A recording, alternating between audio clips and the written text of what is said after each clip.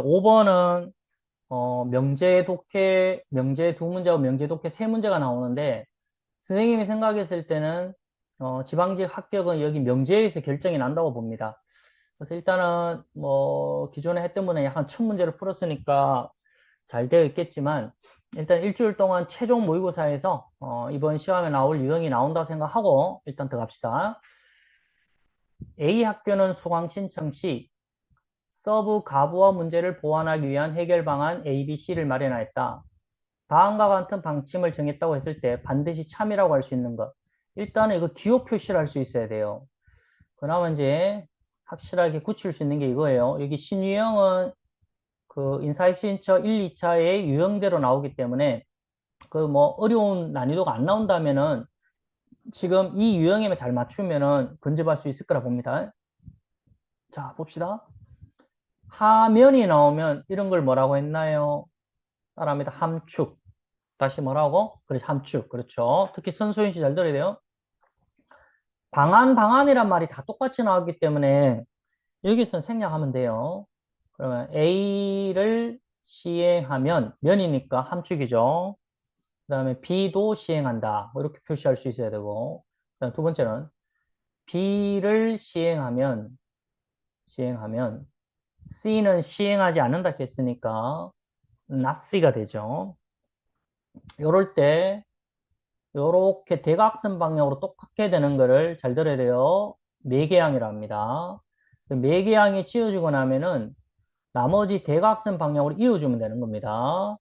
그러면 A이면 not C로 일단 나오고 근데 이제 방안 A는 반드시 시행된다 했어요. 그러면 A는 무조건 시행된다. 이런 걸 뭐라 하느냐면은 확정 정보라고 이야기합니다. 확정 정보. 그럼 보세요. 이게 이제 T가 됐다는 이야기 참이죠. 그러면 먼저 첫 번째 보면은 A가 T가 되니까 D는 어떻게 되느냐? 이걸 뭐라고 하냐면은 정권 긍정법이라고 합니다. 여기 앞에가 T면은 앞에가 참이 되면은 무조건 뒤에 거는 무조건 참이 돼야 됩니다. 그래서 B가 이게 B가 T가 되는 거고 그러면 이제 A가 T라고 했으니까 역시 정권 긍정법에 의해서 not C도 이게 T가 돼야 되는 거죠. 그러면 C는 참여하지 않게 되는 것이죠. 그럼 볼까요? A와 B, C 참여 여부를 보겠습니다. 자, 어떻게 될까요? A는 확정이죠. 참이고. 그 다음에 B는 참이라 했죠. 그러면 not C가 T가 되니까 C는 참여하지 않는 거죠. 곱표가 되죠. 그러면 결국은 AB만 남는 거죠. 방안 AB만 시행한다. 자, 이해했으면 얘라고부터 합니다. 자, 빨리빨리 해야 됩니다. 자, 빨리빨리 합시다. 예, 좋습니다. 좋습니다. 좋습니다. 감사합니다.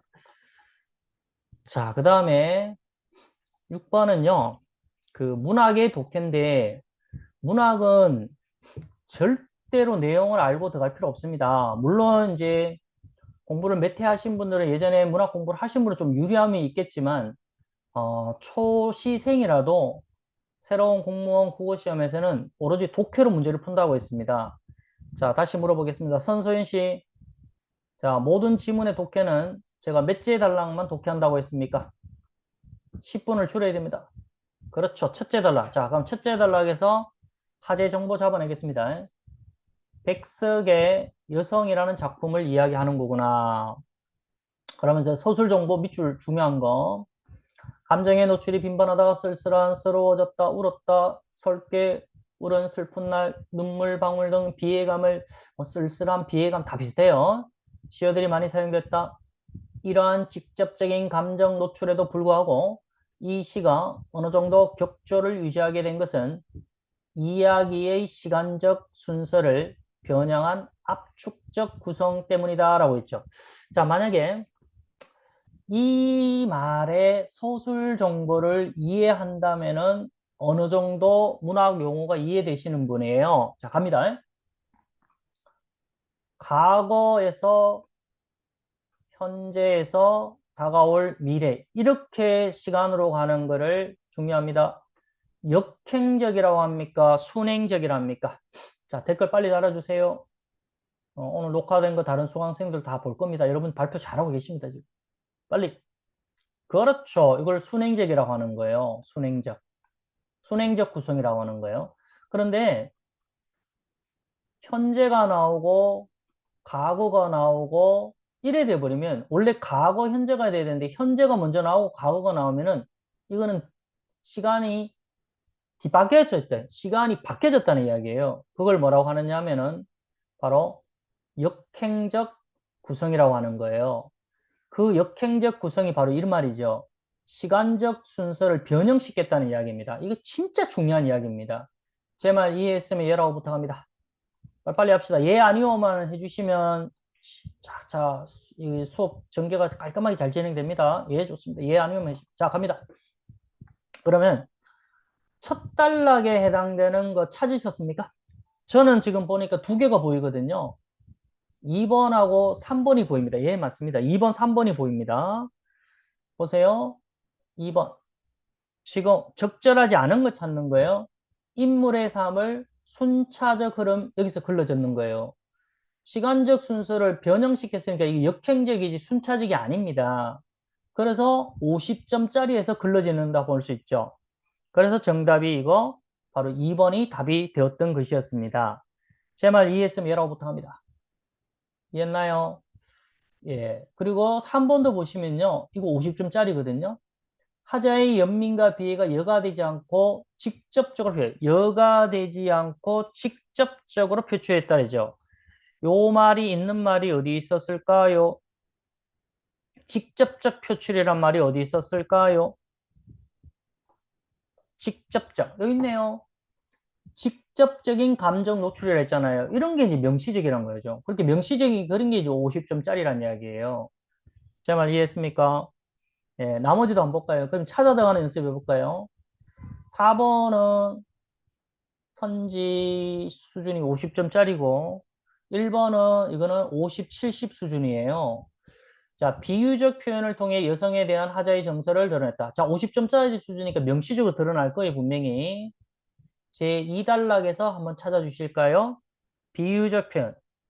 하자는 그 모습을 보고 불경처럼 서러워졌다고 비유적으로 표현했다. 이런 게 명시적이라는 거예요. 그 다음 1번 볼게요. 한 단계 높은 50, 70이에요. 세상의 냉혹한 이치를 연약한 소녀를 통해 제시하고 있다. 연약한 소녀가 나온 거를 찾으셔야 돼요. 제3단락에 나와요. 여기 있네요. 순진한 소녀의 연약한 생명. 그거 연약한 소녀겠죠. 그것과 거친 세상의 비정한 파괴력을 대조적으로 나타내고 있더라는 이야기죠. 그게 뭐예요? 세상의 냉혹함, 비정한 파괴력, 세상의 비정한 파괴력 이렇게 얘기하거든요.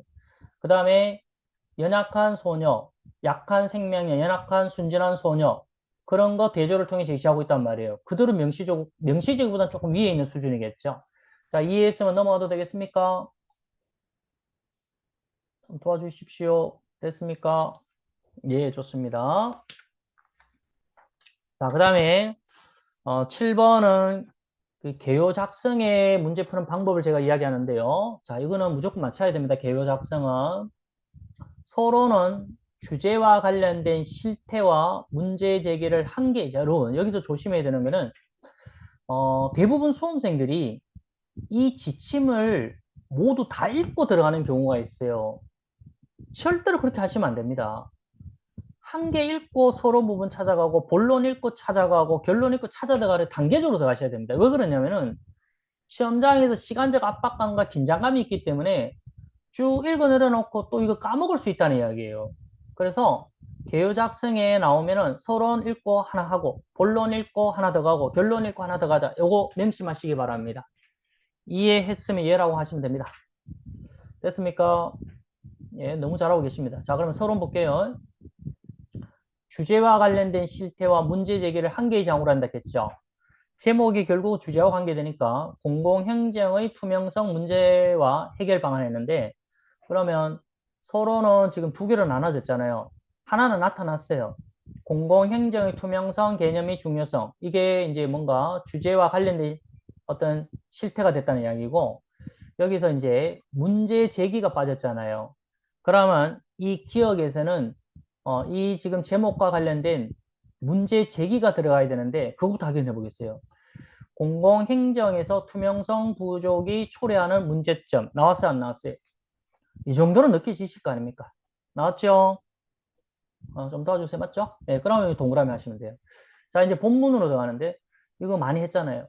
문제의 원인과 해결 방안을 두 개의 장으로 나눈다 했죠. 여기 나왔죠? 원인. 그럼 3단락에 여기서 해결 방안 나왔는데, 여기서 이 말을 잘 들어야 된다 했잖아요.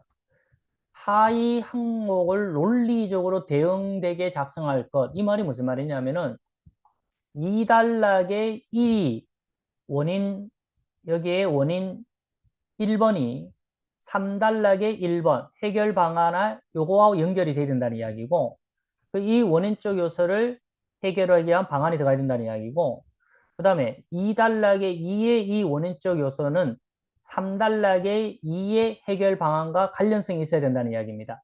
제 말 이해했으면 여러분부터 합니다. 이해했습니까? 예, 좋습니다. 그러면 이제 여러분 2번을 볼게요. 음, 행정 절차의 복잡성이 원인이라면은 그러면 당연히 간소화시키면 되지 않을까요? 여기 디귿 있네요. 간소화 맞잖아요. 이렇게 들어가는 거죠. 그 다음에 이번에는 여기서 니은을 보시면 원인적인데 해결 방안에 보니까 행정정보의 공개와 시민 감시를 확대해야 된다 했겠죠. 그러면 이게 뭔가 정보 공개와 시민 감시와 관련된 원인적 요소가 들어가야 됩니다. 그런데 여기는 뭐라고 되어 있나요? 공공기관 내의 어떤 부패 비리가 들어가잖아요. 부패 비리 문제가 지금 들어가 있거든요. 그러면 그런 게 들어가면 안 되고 뭔가 지금 행정정보를 공개를 하라는 이야기는 행정정보를 뭔가 감추고 있다는 이야기죠. 뭔가 지금 비공개를 하고 있으니까 그게 문제가 되었다는 이야기예요. 그래서 그거를 뭔가 공개를 하자는 이야기고 그 다음에 시민 감시를 확대하자는 이야기는 뭔가 원인적 요소에서 시민 감시에 대응되는 게 뭐겠어요? 어떤 외부 감시가 부재되고 있다는 이야기죠. 그러니까 이런 거를 보완하기 위해서 시민 감시를 확대해야 된다는 이야기가 되는 거죠. 근데 이게 뭐 부패하고 비리 문제가 연결되면 안 됩니다. 정답은 2번이 답이 되겠습니다. 이해했습니까? 예, 특히 이 부분을 잘 보라 했어요. 본론 부분에. 여기 지금 매칭시키는 부분 잘 보시고. 그 다음에 이제 결론은 기대 효과 및 인식 개선의 필요성. 역시 두 개로 나눴죠. 그러면 여기 뭐 인식 변화의 필요성은 당연히 여기 있는 인식 개선의 필요성이 되는 거고, 그러면 여기 하나는 바로 기대 효과가 들어가야 되겠죠. 이런 거 공공행정 투명성 문제와 해결 방안 했을 때 기대 효과가 뭐겠어요? 정부 기관에 대한 시민들의 신뢰도가 향상이 되겠죠. 그게 바로 기대 효과가 되는 것이죠. 이런 식으로 연습하시면 됩니다. 이해했으면 예라고 부탁합니다. 자, 빨리빨리 합시다. 됐습니까? 예, 좋아요. 자, 이번에는 8번은요. 여러분, 빈칸 추론 문제는 잘해야 돼요. 자, 자, 우리 신윤주 씨 잘할 거예요. 문맥이라는 의미와 자, 맥락이라는 의미를 잘 알아야 돼요. 지금 이 빈칸이 뚫혀 있는 거는 다 같이 대답하세요. 제 몇째 단락에 지금 빈칸이 뚫혀 있나요? 자, 선생님이 내용 강좌할 때 말소리 빠르게 하는 이유가 뭘까요? 말을 빨리 하는 이유가 시험에 시간 속도를 맞춰라. 그렇죠. 그러면 맥락이라는 것은 글 전체를 이해한다는 거 말하고 문맥이라는 것은 이 빈칸을 뚫고 나는 문장 앞뒤를 보는 거예요. 그게 바로 문맥이라는 거죠. 그리고 특히 제2단락이 빈칸에 뚫혀져 있기 때문에 이 빈칸의 이 문맥은 그게 서술 정보는 이 2단락과 관련돼야 돼요. 이 위에가 관련되는 게 아니라는 이야기예요. 자, 그러면 이제 풀어 들어가는 거예요. 그러나 이러한 기대와는 달리 글로벌화 된다는 이야기죠. 자, 그러면 김태동의 논리 용어가 있죠. 자, 핵일성의 같은 말 신윤주 씨가 발표해 주십시오. 핵일성과 같은 말이 뭐예요? 빨리, 빨리. 신윤주 씨, 그렇지. 좋았어요. 보편성, 일반성이 되는 거고요. 이거에 대립되는 의미가 뭐라 했어요? 그렇지. 개별성, 특수성, 다양성이 되는 겁니다. 자, 제 말 이해했으면 여러분 부탁합니다. 이거 굉장히 중요합니다. 영어나 국어나 이거 굉장히 중요한 용어입니다. 됐나요? 그러면 이제 질문 던져볼게요. 자, 우리 손소인 씨 한번 발표해 볼까요? 글로벌화 된다는 것은 핵일성에 가까워요. 이거 대표 용어로 합시다. 아니면 개별성에 가까워요. 특수성에 가까워요. 글로벌화 된다라는 것은 어느 성에 가까운 거예요?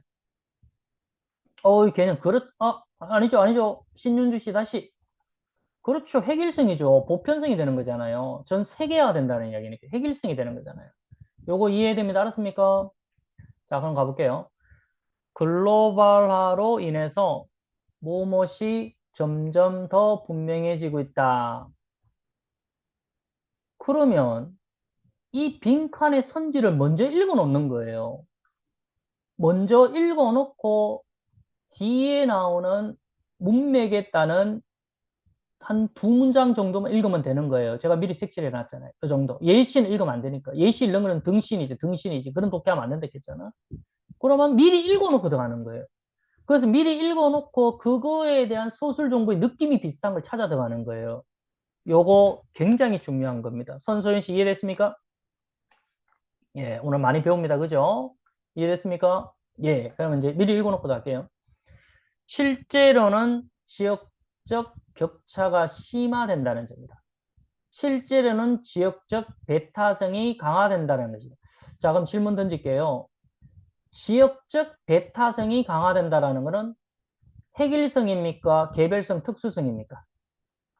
여기 경상도는 경상도 지역 사람들만, 전라도 사람 들어오지 마. 전라도 사람들은 경상도 사람들 들어오지 마. 이렇게 되는 거. 핵일성이에요? 개별성, 특수성입니까? 그렇지. 개별성이죠. 특수성이죠. 개별성, 특수성이 된다는 거잖아요. 그 다음, 실제로는 문화적 다양성이 그럼 뭐예요? 문화적 다양성이 감소된다는 것은, 여기 있네요. 다양성이 감소된다는 것은 위쪽으로 간다는 이야기잖아요. 제 말 이해했습니까? 그러면 대표 용어 뭐로 간다는 이야기죠? 핵일성으로 간다는 이야기죠. 맞습니까? 그리고 실제로는 다양한 문화로 인해 혼란을 겪는다는 이야기. 그러면 이 밑에 용어가 개념 정리가 되어 있다면, 이게 2번, 3번 중에 답이 하나가 되겠구나. 그럼 개별성, 특수성을 이야기하는 건지, 핵일성을 이야기하는 것인지, 여기서는 역접이 없으니까 문맥에 따라서 서술 정보의 일관성을 찾으시면 되겠구나. 그게 중요하겠구나. 글로벌 경제 시스템은 대규모 생산과 효율성을 중시하는데 이는 결국 소수의 거대 기업들이 세계 시장을 장악하게 만드는 결과를 초래한다. 이 과정에서 각 지역 나왔네요. 고유의 상품과 문화적 특성은 점차 사라진대요. 고유성이 사라진대요.